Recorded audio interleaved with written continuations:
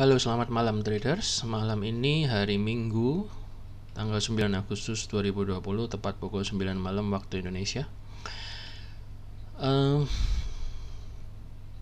Malam ini kita akan bahas ulang, mereview ulang chart Euro USD yang kemarin kita pakai untuk latihan menggambar area supply and demand. Sekaligus saya akan mendemonstrasikan bagaimana kebiasaan rutin saya untuk melakukan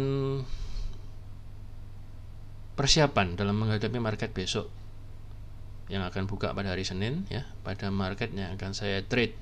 Biasanya saya trade itu market indeks Asia, yaitu indeks Hang Seng,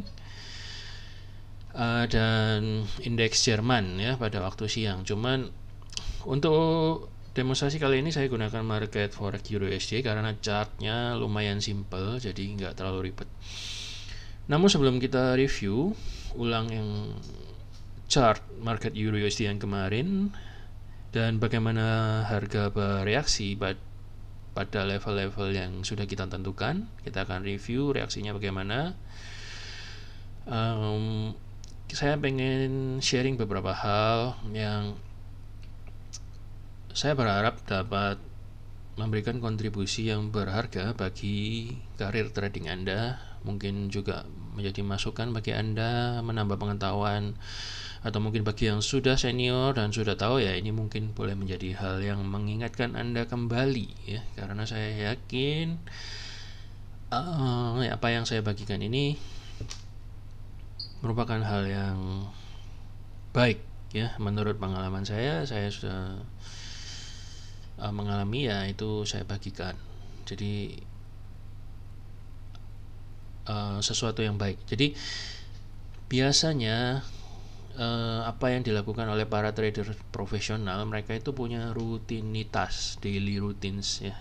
Jadi ada suatu rutinitas yang berulang-ulang yang mereka lakukan, dan itu sudah menjadi habit dan disiplin setiap hari, sehingga itu sebabnya akhirnya mereka menjadi trader yang sukses dan bukan cuma profitable tapi konsisten, ya. Lebih lanjut tentang konsistensi nanti saya terangin dalam video terpisah, namun kali ini saya akan terangin sedikit mengenai daily routines. Oke, nah ini saya kasih gambar kurang lebih kalau trader di institusi besar, mungkin trader bank, trader profesional, trader di Singapura, ya kan, di Amerika, itu saya pernah lihat mereka kurang lebih ya kayak gini. Jadi mereka ada satu tim, mereka menganalisa sesuatu secara matang dengan pertimbangan yang mantap sebelum mereka masuk market. Jadi trading ini adalah bisnis, ya, saudara dan teman-teman sekalian. Jadi bukan main-main, karena yang dipakai ini uang beneran. Jadi tujuan kita trading itu kan kita cari untung. Jadi kalau kita cari untung dengan uang, ya, jadi kita mesti mempunyai persiapan yang matang dong. Jadi nggak bisa sembarangan dengan uang kita, ya kan. Walaupun pekerjaan ini kelihatannya sepele, ya, berdiri duduk di depan monitor, klik komputer aja, tapi ini sebenarnya profesi yang tidak mudah dan perlu pematangan, perlu proses, perlu latihan, perlu praktek, perlu persiapan yang matang, ya. Jadi kurang lebih, ya, mereka serius ini gitu, ya. Jadi misalnya Anda punya bisnis, tentu Anda mempersiapkan bisnis Anda juga dengan baik. Jadi saat Anda melakukan bisnis, punya bisnis tertentu, nggak kayak gini. Jadi orang ini kelihatannya dia nggak tahu mau ngapain, terus bagaimana, mau kemana. Jadi nggak bisa kayak gitu. Jadi misalnya Anda buka sebuah usaha restoran, misalnya warung soto, ya, saya misalnya warung soto. Kemudian, ya, Anda mesti persiapan. Misalnya Anda buka warung soto lah, ya. Ya, oke. Anda kan mesti persiapan. Hari ini mau persiapan berapa porsi. Terus habis itu mau tutup jam berapa. jam rame jam berapa, buka jam berapa, terus kalau sisa bagaimana, harga berapa. Jadi semua itu harus diketahui supaya bisnis Anda dapat berjalan dengan baik. Ya, sama halnya dengan trading. Jadi apa yang menyebabkan orang ini nggak tahu what and how adalah karena nggak punya persiapan. Jangan sampai kayak gitu ya, trader-trader sekalian, teman-teman. Oke.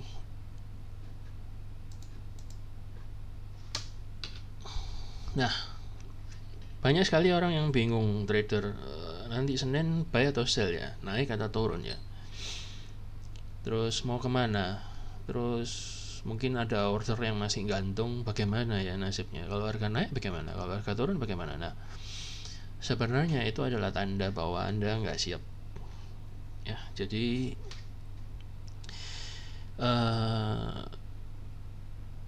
kalau orang itu siap, kita itu siap, jadi kita nggak perlu terlalu bingung sebetulnya hari Senin besok market buka itu kita mau apa, karena kita sudah melakukan perencanaan secara detail. Dengan perencanaan itulah kita akan mengeksekusi order kita pada saat market buka. Jadi seperti itu, itulah pentingnya persiapan. Jadi tanpa persiapan Anda akan seperti ini ya. Saya juga pernah mengalami hal seperti ini, makanya saya sharingin ya, jangan sampai seperti saya dulu, jangan sampai seperti ini. Oke, persiapan itu salah satunya adalah mapping, planning, dan prepare. Jadi kalau kita ibaratkan trading kita adalah sebuah perjalanan, atau harga itu adalah sebuah perjalanan, maka kita mesti ngerti peta besarnya. Harga itu dari mana, sedang di mana, mau kemana. Itu penting. Kemudian persiapan, ya kan, dan perencanaan. Kita mau ngapain? Itu semua kita lakukan di dalam chart yang akan saya demonstrasikan nanti. Ya, itu yang saya kasih contoh nanti adalah salah satu cara penting untuk persiapan. Jadi begini, kemarin yang kita bahas adalah mapping dari supply and demand area monthly, weekly, daily, ya kan, kemudian hampa dan seterusnya makin ke bawah. Jadi kita melakukan mapping itu dari time frame yang paling gede, yaitu dari monthly. Itu ibaratnya kita berada di puncak gunung ya. Kebetulan ini misalnya kita lagi analisis di weekly, berarti dari monthly kita itu bisa melihat apa yang terjadi dengan harga di time frame yang lebih kecil, di weekly-nya itu bagaimana. Kemudian dari weekly kita bisa memonitor daily-nya nanti bagaimana, kita bisa menandai area-areanya. Kemudian dari daily kita bisa melihat H4. Kemudian dari weekly kita bisa melihat D1, kita bisa melihat H4. Ya, kurang lebih analoginya seperti itulah. Puncak-puncak yang lebih rendah kita bisa melihat H1. Dari H4 kita bisa melihat H1, kita bisa melihat M30. Dan dari M30 kita bisa lihat M15, bisa ke M5, bisa ke M1. Jadi kalau misalnya ini diibaratkan perang,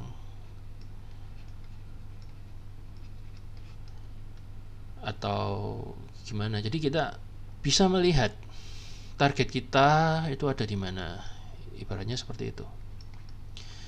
Jadi dari helikopter view atau dari view yang lebih tinggi kita bisa melihat market yang lebih jelas. Saya ulangi ya, jadi dari view yang lebih tinggi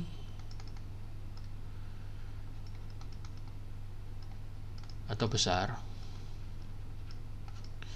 kita bisa melihat market lebih menyeluruh ya. Jadi kurang lebih pentingnya untuk mapping dari time frame yang lebih tinggi ke yang lebih rendah adalah seperti itu Oke, semoga cukup jelas. Nah, kita bisa melihat bidikan yang lebih jauh lah, kurang lebih kalau tentara ya. Nah, setelah melihat, kita catat dan kita melakukan persiapan. Pelurunya kita siapin, senjatanya kita siapin, pakaian, bekal dan lain. Jadi kita masuk dalam market itu punya persiapan yang matang ya, mantep. Jadi masuk medan pertempuran itu siap, seperti prajurit ini ya. Jadi well prepare, lengkap peralatannya, lengkap datanya, lengkap persiapannya. Kemudian kalau kita sudah susah-susah analisis, sudah susah-susah persiapan, apakah kita pasti menang? Pasti profit? Ya belum tentu. Jangan kecewa.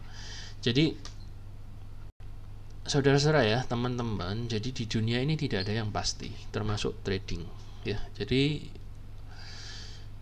tidak ada yang namanya pasti profit. Terus pasti benar, itu nggak ada. Jadi yang ada adalah kita mencari probabilitas yang tinggi ya. Jadi ada pepatah yang mengatakan, atau nasihat dari seorang senior trader yang sudah pakar ya, there is no certainty, only probability. Jadi yang kita cari sebenarnya adalah target atau probabilitas area yang berpotensi sesuai dengan prediksi kita, berpotensi menghasilkan keuntungan. Dan apabila kita trading di area dengan probabilitas yang tinggi, kebanyakan entry kita selalu di probabilitas yang tinggi dan tidak emosional. Misalnya harga naik terus habis gitu langsung kita ngejar, ya kan? Harga turun langsung kita sell gitu. Itu probabilitasnya high risk sekali ya, rendah. Jadi kalau kita entry-nya selalu di area probabilitas yang tinggi, maka secara akumulasi, walaupun dalam beberapa trade kadang-kadang kita juga kalah ya, tapi secara akumulasi saya yakin bila dikumpulkan maka hasilnya akan tetap profit. Gitu saudara ya. Jadi bukan kita tidak mencari kepastian dengan persiapan yang sebanyak apapun, kalau bisa memang sedetil dan semaksimal mungkin. Itu yang kita cari adalah probabilitas. Oke, diingat-ingat ya. Jadi itu adalah mindset yang kita harus set dalam pikiran kita. Oke. Sekarang kita akan lanjut dulu ke analisa chart kita yang kemarin ya.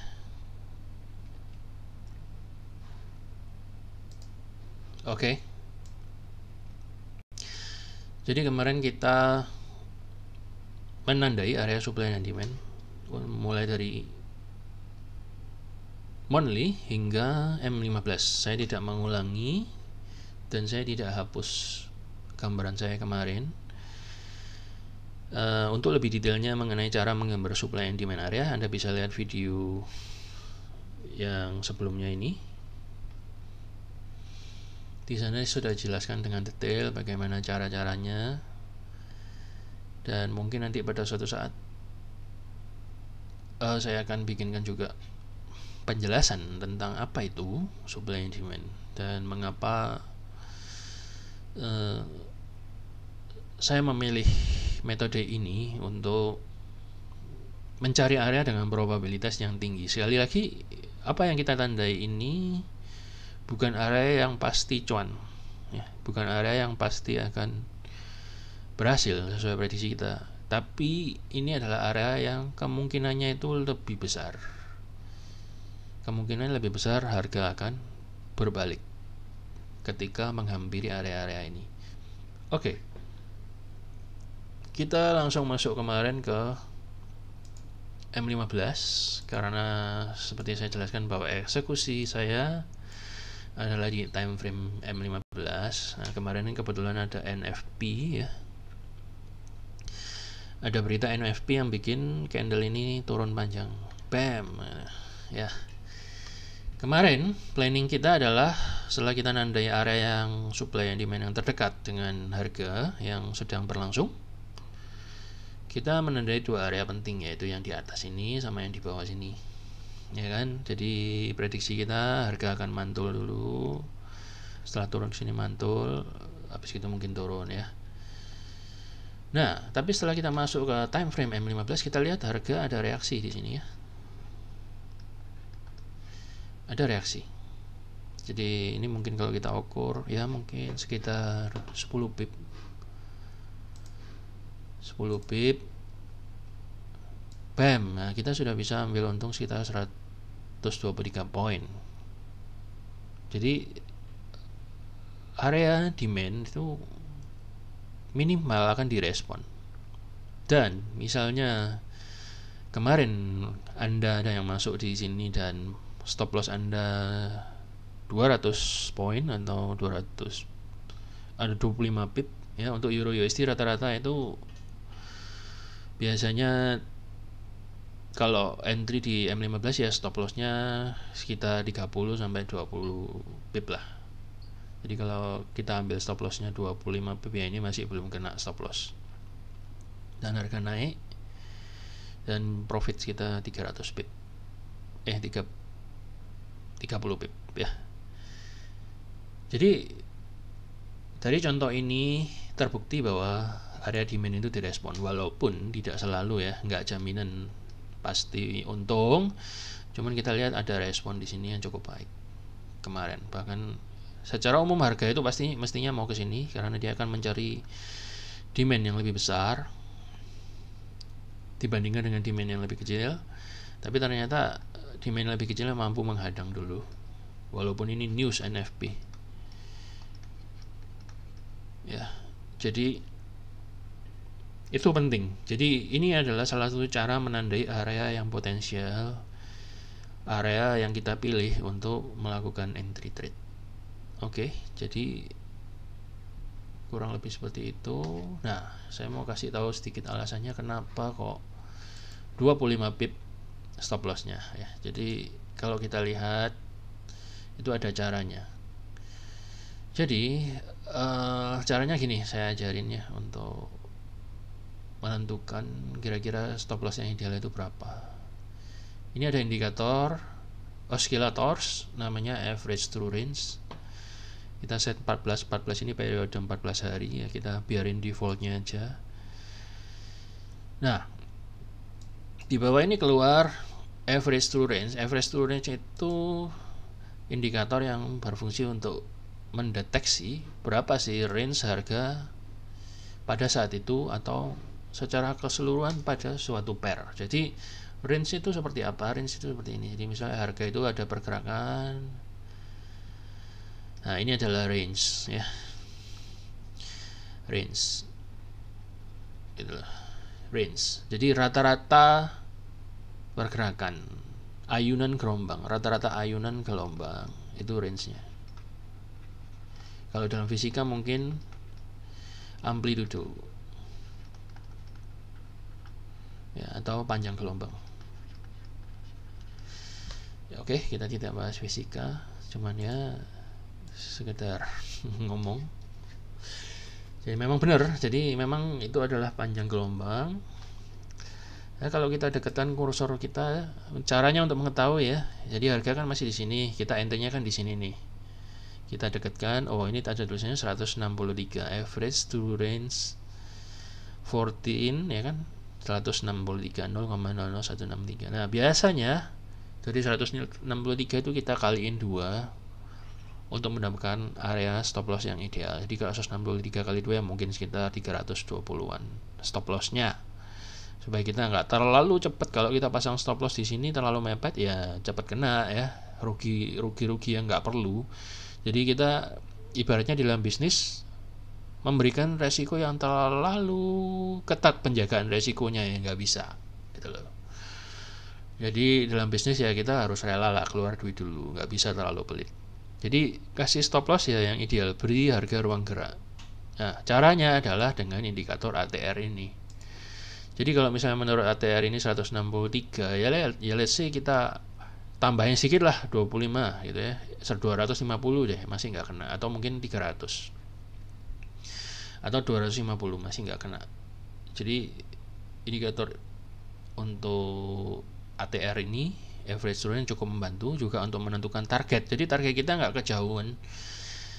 Kalau kita di time frame M15 ya, kalau ATR-nya average true range gitu ya kita oke lah, kita 300-an kan, kita sudah bisa ambil profit di sini. Itu adalah gunanya indikator average true range. Dan lagi kita lihat kan ini diamond M15 kan tipis banget. Ya kita entry di sini ya, kalau kita stop lossnya terlalu ketat ya kita gampang kena ya. Jadi ya kasih jauhan dikit.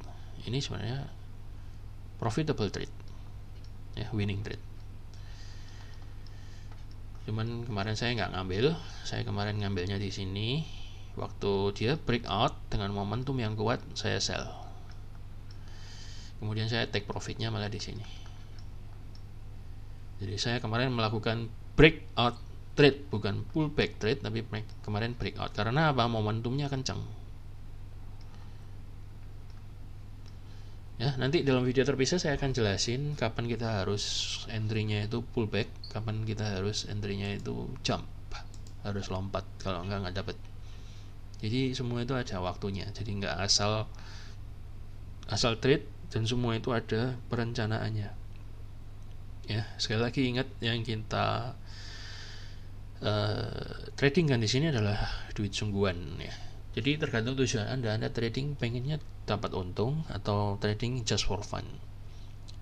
Kalau just for fun ya mungkin sembarangan nggak apa-apa gitu, kalau buat kayak main game. Tapi kalau Anda pengen benar-benar trading ini secara serius ya jangan kayak gitu ya. Anda harus pelan-pelan belajar mengasah kebiasaan yang benar ya. Jadi habit itu dibentuk dari kebiasaan rutinitas setiap hari yang diulang-ulang terus. Makanya kali ini dalam video ini saya berbagi tentang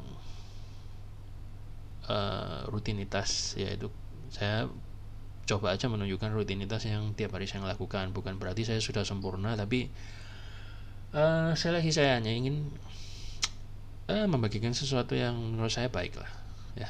Oke. Jadi itu rutinitas.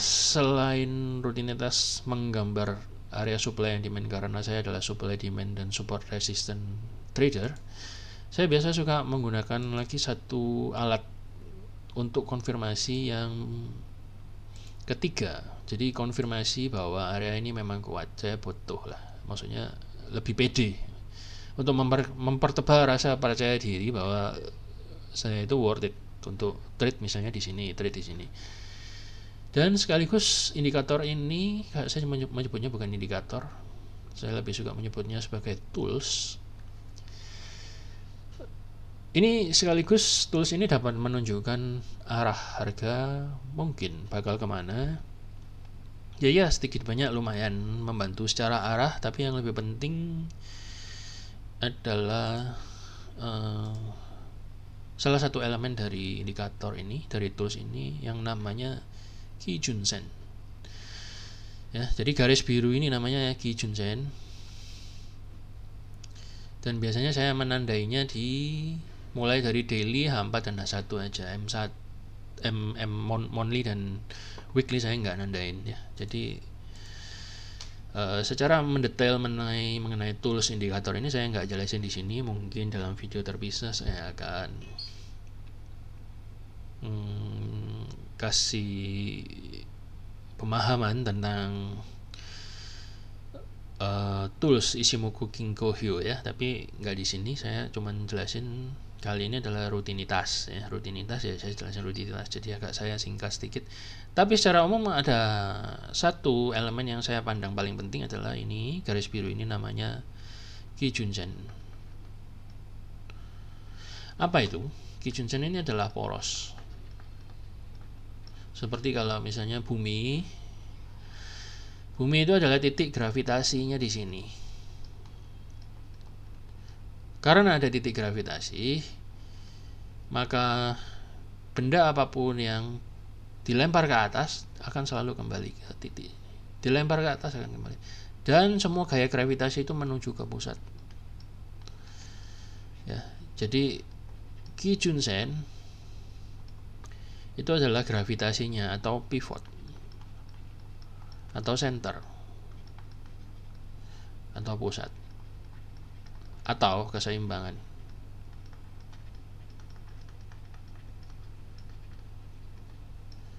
Itu adalah Kijun-sen. Oke, jadi saya tandai karena kayak misalnya seperti ini, harga sudah lari jauh dari Kijun-sen ini. Biasanya harga itu akan cenderung mencari rumahnya kembali. Dia akan kembali ke garis biru ini. Entah garis biru ini tetap di sini secara mendatar, atau garis ini pelan-pelan nyusul ke sini kemudian mendatar dan harga itu ke sini. Jadi cenderung akan kembali, dan setelah kembali ada dua kemungkinan, dia akan mantul atau menembus. Kalau menembus berarti hadangan selanjutnya adalah awan ini, dan kalau ditembus lagi maka dia menjadi downtrend. Kurang lebih seperti itu ya. Saya harap mengerti. Jadi garis biru itu penting. Saya tandai dengan cara kayak gini. Untuk daily, nah ini garisnya kan di sini dan dia sudah mulai lurus sedikit cet, ya kan? Berarti dia sudah mulai mendatar. Tunggu sampai garisnya agak mendatar baru ditandai. Saya tandai biasanya dengan garis biru tua dan saya tebelin untuk monthly, daily. Ya, saya cuma tandain daily. Nah, berarti secara daily kemungkinan harga ke sini. Nah, setelah di sini apa yang terjadi? Nah, kita bisa memprediksinya dengan reaksi candle nanti waktu sampai di sana. Kemudian waktu di time frame H4 ternyata Kijun-sen-nya ada di sini. Ini saya tandai Kijun-sen-nya H4, saya kasih garis yang lebih tipis sedikit. Ya, berarti kalau kita lihat ini harga sudah ditembus. Ya, harga sudah menembus Kijun-sen dan dia berusaha menembus awan kan. Nah, ini pertanyaannya apakah dia mampu menembus ke bawah? Kalau dia mampu menembus ke bawah berarti secara konteks H4 akan menjadi downtrend. Jadi kita cenderung mencari sell, ya kan? Dia sudah menusuk, cuman dia belum berhasil menembus. Apa yang menahan? Nah, ternyata di sini ada demand M15-an yang kita bahas tadi. Itu yang menahan harga sementara di sini naik sedikit. Apakah dia mampu naik sampai balik lagi ke sini-sini? Ya, kita nantikan saja. Tapi kalau kita lihat dengan teliti, waktu dia dalam perjalanan naik, dia akan dihadang oleh ini. Dia akan balik lagi ke area Kijun-sen H4. Benar kan? Harga cenderung akan ke sini dulu. Dan lagi di sini ada area ungu yaitu supply H1. Jadi prediksi kita kemarin untuk sell di sini boleh jadi bisa terjadi karena di sini ada Kijun-sen. Nah, H4. Jadi mungkin harga akan berusaha naik terus dipukul lagi ke bawah. Terus kalau momentumnya kuat ya tembus. Tapi sebelum dia menembus ke awan ini, nah ini kan ternyata bertepatan kan dengan area demand H1. Pas dengan awan.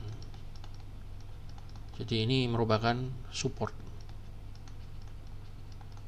kuat. Ya, seberapa kuat ya nanti itu tergantung partisipan harga yang ikut masuk di dalam order sell-nya. Kemudian setelah dia turun, dia akan dihadang oleh ini, dihadang oleh ini. Kemudian dihadang oleh ini. Ini kan Kijun-sen D1 kan.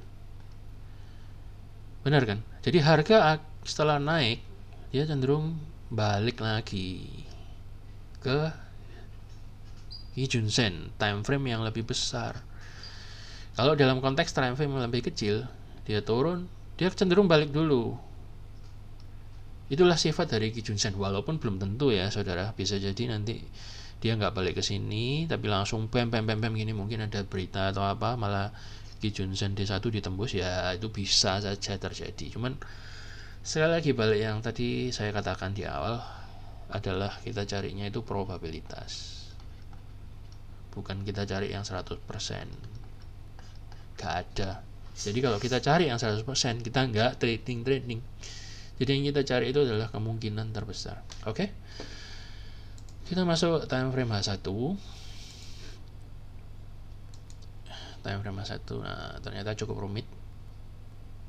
Rumitnya karena banyak sekali elemen, makanya nanti kalau sudah selesai ditandain, biasanya saya hapus Ichimoku-nya karena biar nggak terlalu rame dan lebih clear ya, pandangannya itu lebih simple dan lebih jelas. Karena yang paling penting sebenarnya kita melihat reaksi candlestick. Nah, Kijun Sen H1 saya tandain dengan warna biru tua yang lebih kecil. Kurang lebih sini dah. Oke, setelah saya tandai. Nah, kita lihat kalau di versi H1 dia turun. Sudah di bawah awan. Dan sudah ditembus ini. Sudah ditembus, berarti dia sudah downtrend, statusnya sudah D1 H1 down trend, sudah ditembus. Cuman ya buyer masih belum mau kalah, dia berusaha naik. Nah, kemungkinan kalau berdasarkan sistem oke, Ichimoku-nya saya hapus dulu ya, supaya kita bisa lihat jelas supply and demand-nya. Itu yang paling penting. Oke, ini Kijun H1, ini Kijun H4. Nah, masih dalam konteks plan kemarin, kita kan rencananya Euro USD memang sell ya kan. Memang mau sell, turun. Tapi kan kita mau sell on pullback. Kita kan rencana kemarin di sini. Kalau Anda lihat video yang kemarin di sini kan. Sell di supply H1 kemudian turun. Nah, kalau misalnya harga masih cukup kuat, dia bisa ke supply M15 baru turun, atau mungkin main-main dulu di sini baru turun. Nah, kalau kita cermati sekarang, coba lihat, bukankah level demand H1 dan demand M15 ini sejajar dengan Kijun Sen H4 dan Kijun Sen H1? Sejajar kan?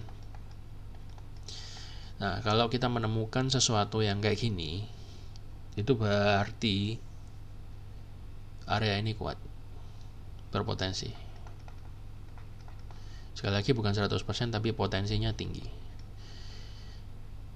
Ya, jadi itulah gunanya saya memasang Ichimoku sebagai faktor penguat untuk meyakinkan lebih pede lagi, untuk entry di sini.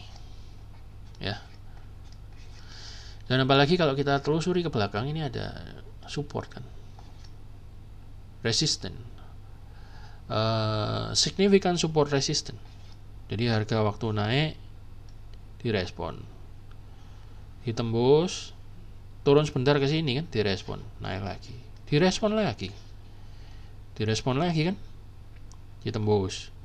Nah, ini mungkin sekali direspon di sini, begitulah. Ya, jadi ini adalah termasuk area signifikan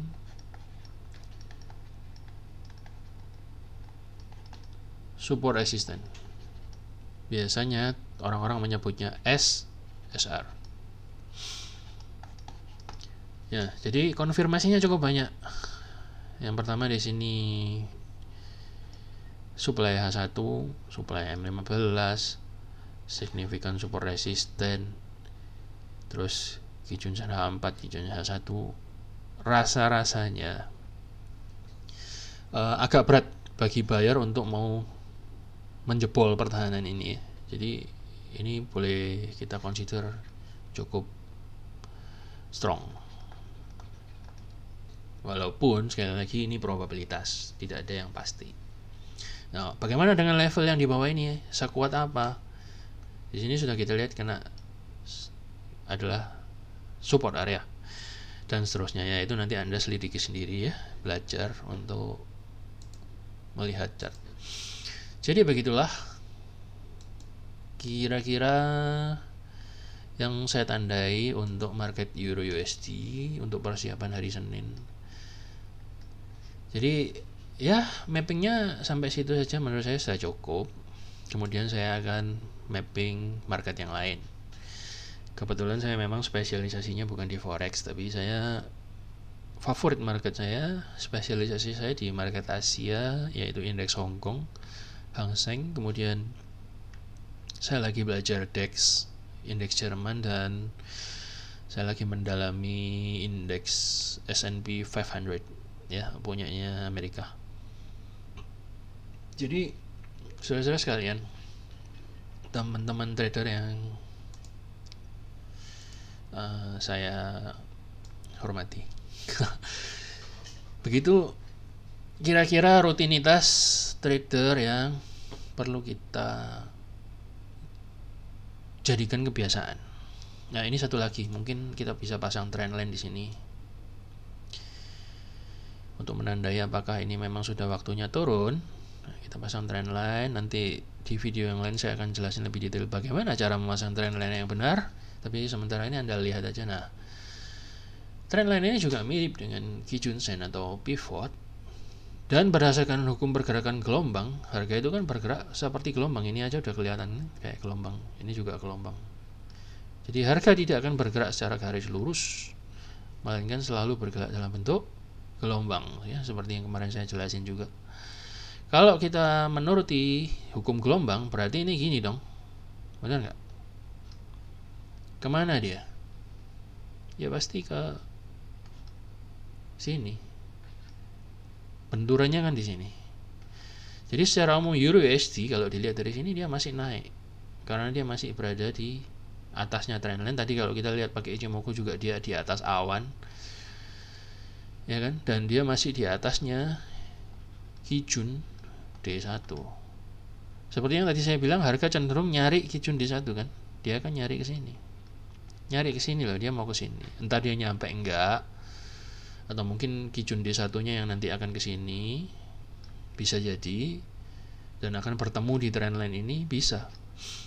Jadi selama trendline ini belum dijebol ke bawah, maka Euro USD masih berpotensi untuk naik.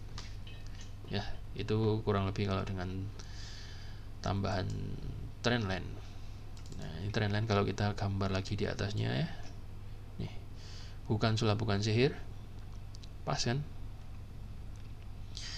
Inilah keajaiban dari trendline. Lebih detail mengenai trendline, mengenai unsur-unsur price action yang saya pandang penting, saya akan bagikan dalam video yang lain. Oke, kita akan kembali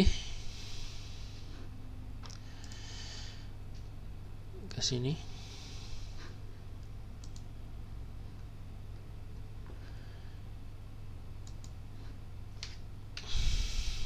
Kita review sejenak.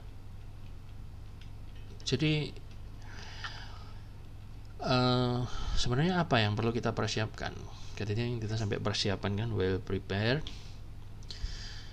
Yaitu yang pertama adalah strategi kita. Jelas sudah saya jelasin tadi, strategi kita adalah supply and demand. Saya singkat SND. Kemudian price action. Kemudian kita pakai Ichimoku. Itu strategi. Ya. Kemudian kita harus bisa membaca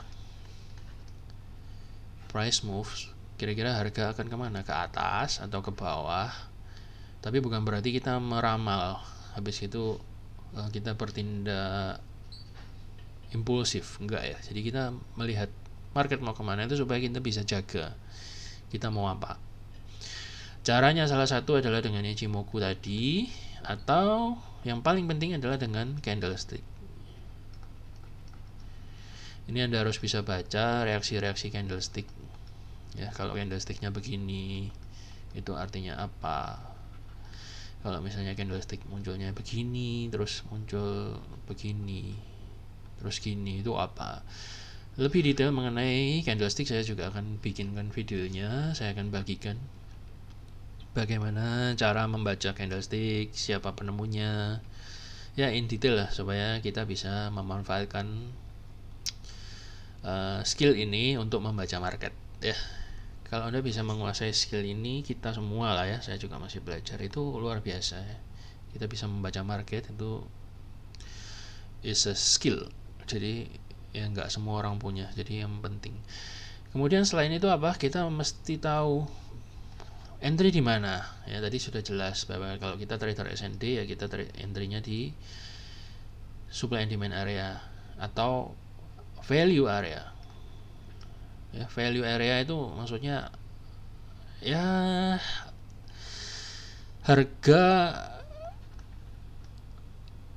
area harga yang pantas lah gitu.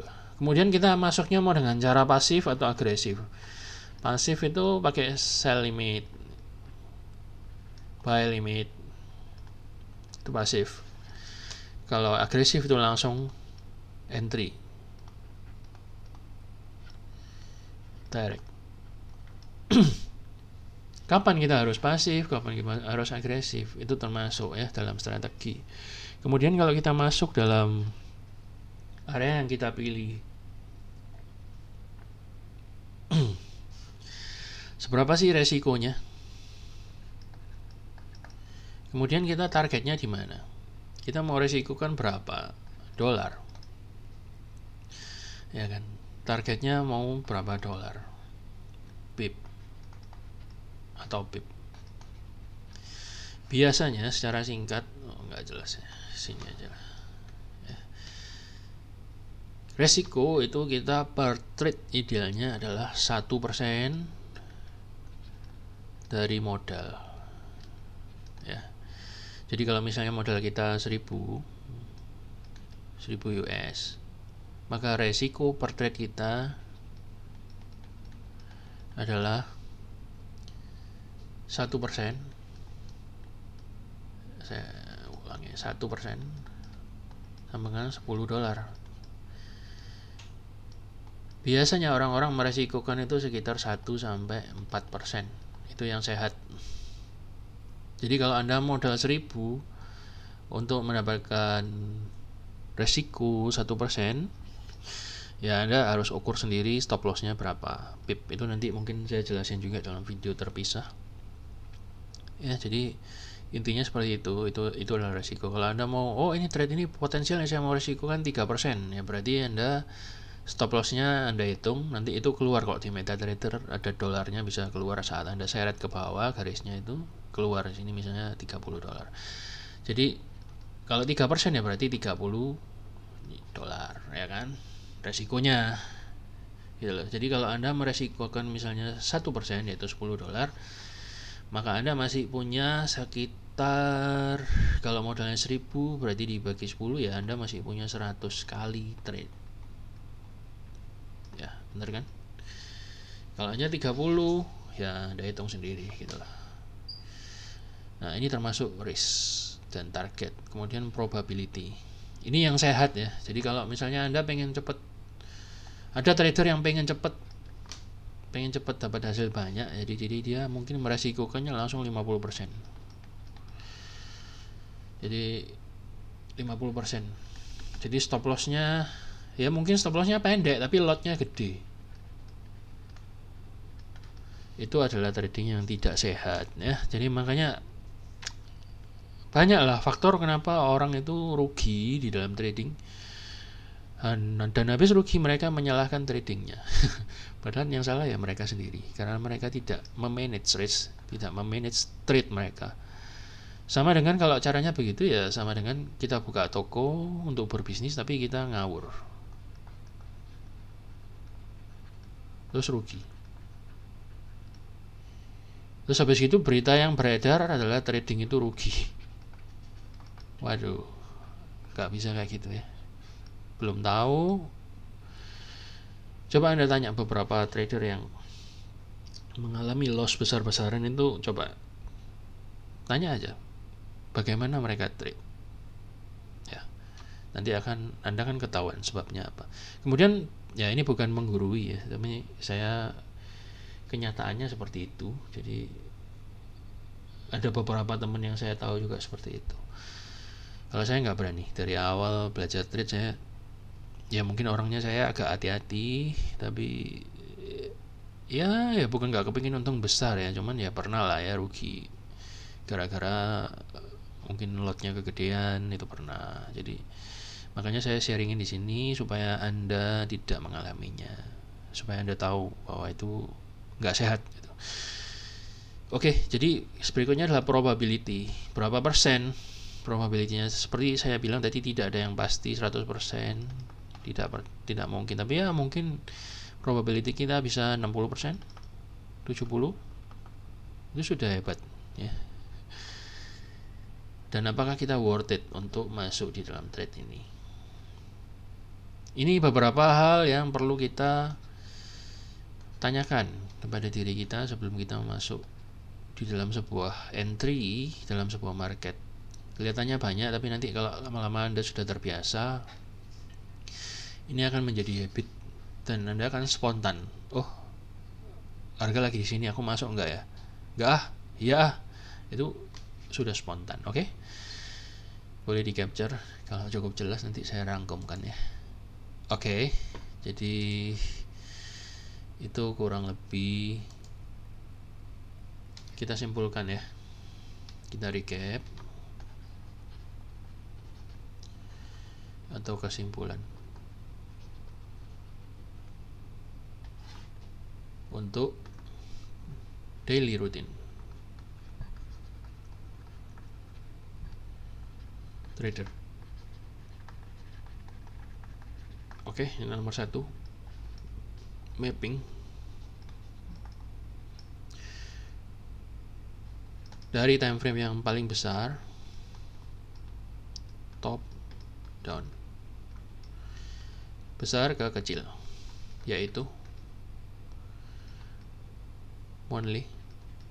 Habis monthly kita gambar-gambar di weekly, habis weekly kita gambar-gambar di daily, habis daily kita gambar-gambar di H4, habis di H4 kita gambar-gambar area-area di H1, M30, M15.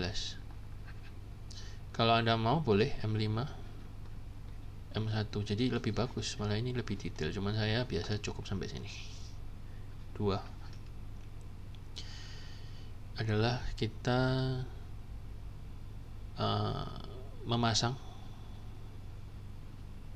tools pendukung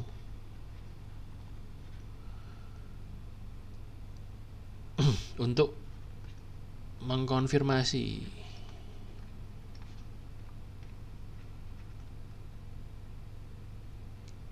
potensi area. Ya, ini bisa Ichimoku, bisa Elliott Wave, bisa Bollinger Band, atau lain-lain. Ya, Anda pilih salah satu, jangan kebanyakan. Yang penting ya ada faktor tambahan lah ya untuk, atau mungkin MA ya, MA 200, moving average 200. Bisa Anda pilih salah satu, tapi saya biasanya pakai Ichimoku. Jangan kebanyakan, intinya make it simple ya. Kemudian yang ketiga, strategi, yaitu meliputi yang tadi slide sebelumnya ini barusan. Yang paling penting adalah risk management, risk reward, trade management ya, dan lain-lain lah. Dipikirkan ini worth it apa enggak gitu kan. Nomor 4,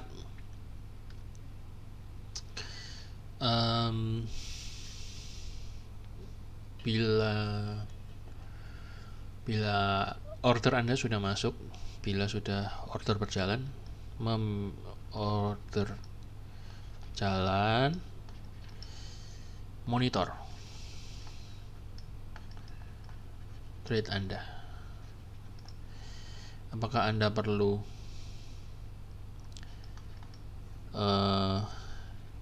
cut di tengah? Bisa jadi kan, kalau tiba-tiba harga misalnya nggak sampai target, ini misalnya target, tiba-tiba harga berbalik dengan kuat, ya Anda cut aja, masih profit kan.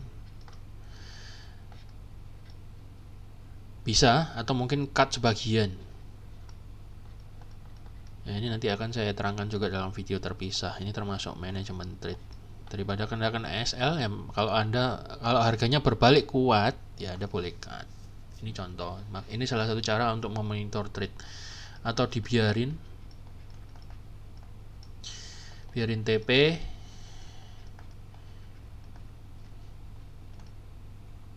in SL, atau mungkin cut sebelum FL karena Anda yakin misalnya udah ini pasti kalah, cut sebelum SL, ya boleh lah. Ini jadi cara untuk memonitor trade Anda. Saya sarankan untuk daily routine ini pakai komputer ya, PC atau laptop, jangan pakai HP. Kalau Anda mau monitor, boleh lah pakai HP. Kalau misalnya tidak perlu lagi keluar, ya sudah, untuk monitor trade ini bisa pakai HP. Nomor 5 yang menurut saya tidak kalah penting adalah jurnal. Apa jurnal itu? Jadi kita mengcapture screenshot chart kita. Jadi kalau tadi kita sudah tandai, kemudian misalnya chart kita gini, ya kan, habis gitu ternyata kita misalnya TP 100, ya kan, habis gitu kita memang menang di trade ini, ya kita capture, kita koleksi di dokumen atau Excel bisa, terus Anda pelajari, simpan dan dicoret-coret ya, pakai software ini boleh, ini bisa gambar-gambar, ditandai, kemudian dikasih review kenapa trade ini berhasil, kenapa trade ini gagal. Jadi di masa yang akan datang, rekaman jejak jurnal Anda ini akan membuat Anda semakin berkembang, membuat Anda makin peka terhadap market, makin mengetahui secara lebih detail habit atau behavior market yang Anda trade ya. Jadi ya sama kayak misalnya dagang ya, Anda ada pembukuan, ada survei atau kritik atau opini customer, kemudian ada stok opnam ya. Jadi samakan dengan bisnis Anda yang biasa. Trading itu bisnis, jadi ya Anda harus melakukan ini, pencatatan. Meskipun ini hanya pencatatan, ini penting untuk memonitor growth Anda, memonitor performa Anda ya, jangan diremehkan. Kemudian Anda catat profit and loss-nya.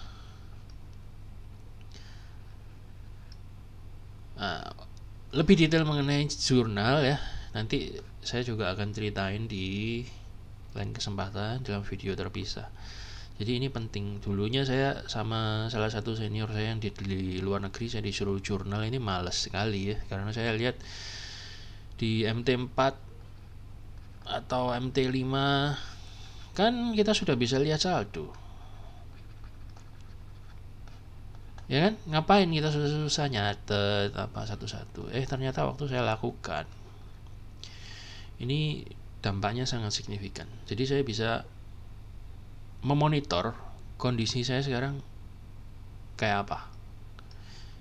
Ini monitor performa.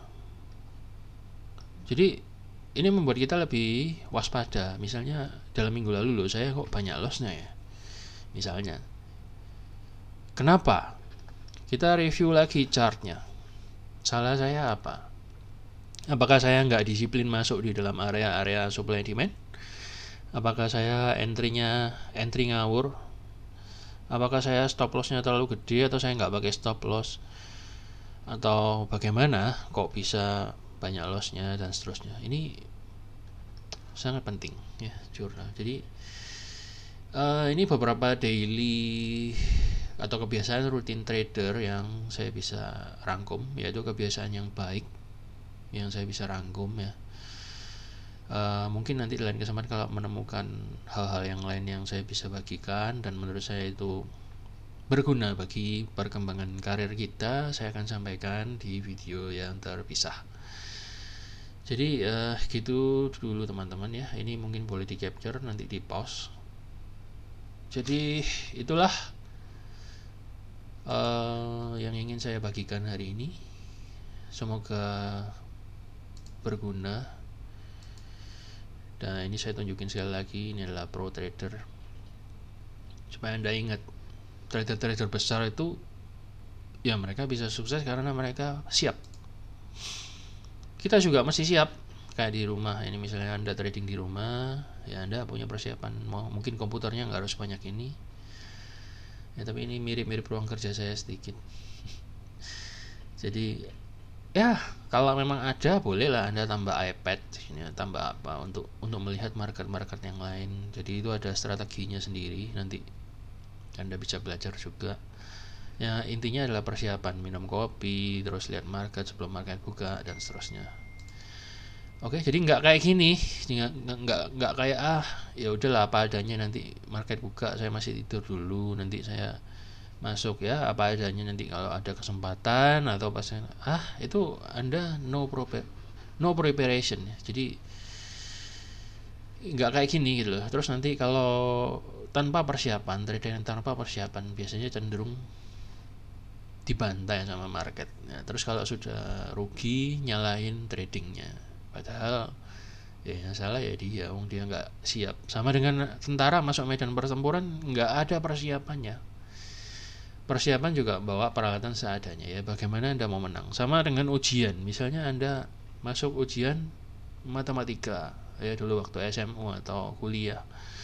Terus Anda nggak belajar. Ya bagaimana Anda mau dapat nilai yang bagus? Orang yang sudah belajar aja belum tentu nilainya bagus. Belum tentu bisnis yang persiapannya matang aja bisa sukses, apalagi ya nggak persiapan. Apakah Anda mau mengandalkan faktor keberuntungan? Nggak bisa. Jadi trading itu nggak bisa kita anggap remeh. Jadi ini adalah bisnis yang melibatkan uang beneran, nggak bisa kayak gini. Jadi sebenarnya nanti kalau Anda melakukan persiapan dengan matang, Anda masuk pasar itu bisa confident ya. Oke. Nah kayak gini, ready to trade ya. Jadi kayak tentara masuk medan itu dia sudah siap, dia sudah tahu ini di kepalanya masing-masing dia mau apa, musuhnya di mana, targetnya di mana, peralatan yang kapan digunakan itu yang mana, itu sudah tahu, semua sudah siap. Jadi mereka dengan confident masuk medan perang, confident menang walaupun tidak ada yang pasti sekaligus. Sekali lagi saya ingetin, tapi mereka punya probabilitas lebih tinggi dan mereka punya tingkat confident lebih tinggi. Jadi kadang-kadang kita takut mau masuk market, apalagi market yang akan saya sharingin nanti, Hang Seng itu geraknya cepat.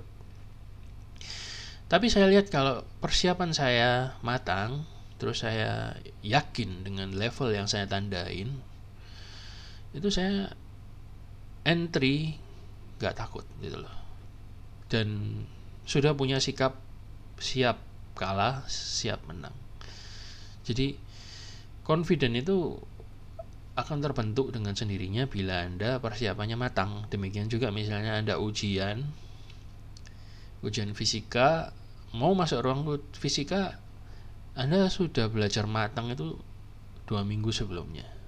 Sudah latihan, sudah belajar, sudah hafal, sudah ngerti dalam-dalamnya. Terus Anda masuk ujian kelulusan mata kuliah fisika, ya Anda pede, siap gitu loh. Jadi gambarannya kurang lebih seperti itu. Jadi jangan diremehkan ya rutinitas persiapan harian dan persiapan mingguan. Oke, kira-kira sampai di sana dulu, sampai di sini dulu teman-teman trader sekalian. Semoga dapat berguna apa yang saya sampaikan. Salam profit dan tetap konsisten. Oke, ya jadi penting tetap konsisten selain profit. Oke, sampai di sini dulu, sampai jumpa di video berikutnya. Terima kasih.